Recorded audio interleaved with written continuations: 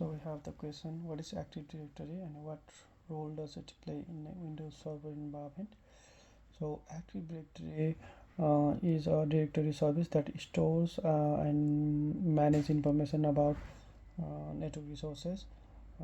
It's centralized.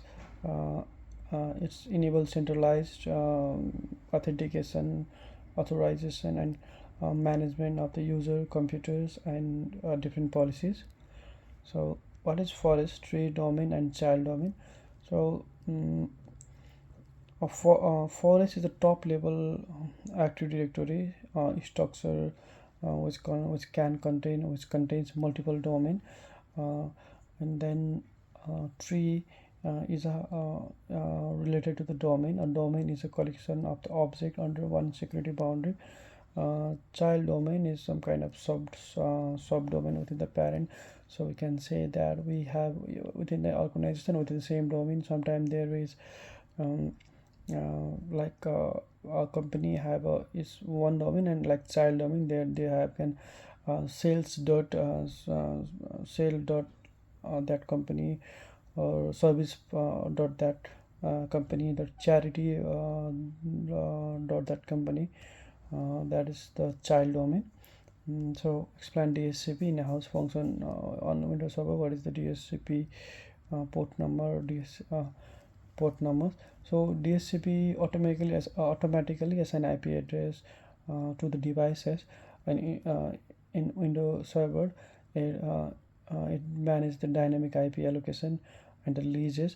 So the port number for the different services like UDP port is 67 for server, and UDP port for client it is 68. So what is DNS and why is critical for Windows Server? What is the DNS port number? So DNS translate domain name into IP address. So um, DNS is essential for locating servers and service in the network. So the DNS is use UDP TCP port 53. So what is group policy and how are they applied in the Windows Server? So group policy are the rules that control users and computer settings.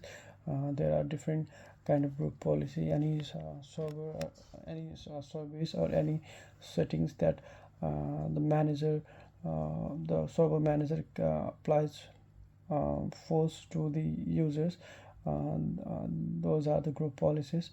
Uh, Group policy are applied through the group policy management. There's a function that in the server where the group policy mm, management, and so from through this we can mm, we can apply the policies on the Windows Server.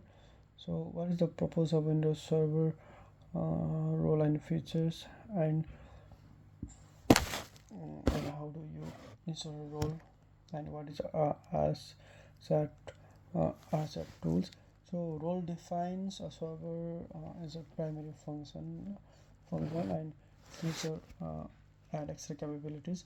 Roles are installed via server managers, so like when you when we create a user for IT department.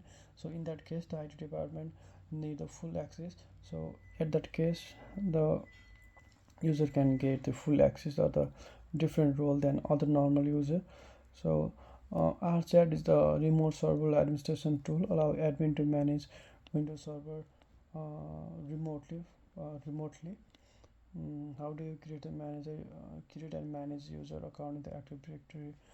So in Active Directory to create a user account, so we simply can go to Active Directory computer users and computers, where we can right click on the desired OU.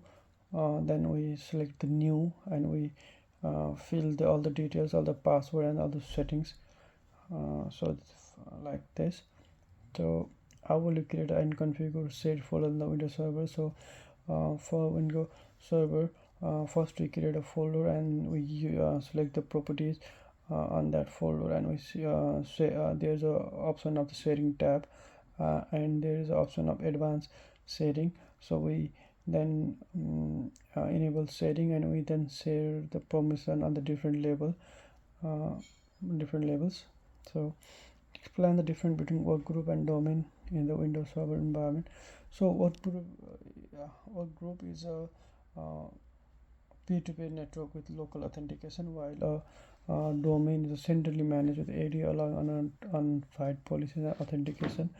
So can you explain different types of group Windows Server and what are their functions? How will you use them to managing permission and access? So Windows Server has security groups and distribution group.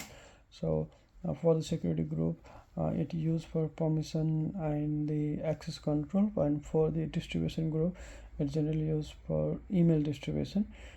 Security group are commonly used to assign permission to any files or any resources.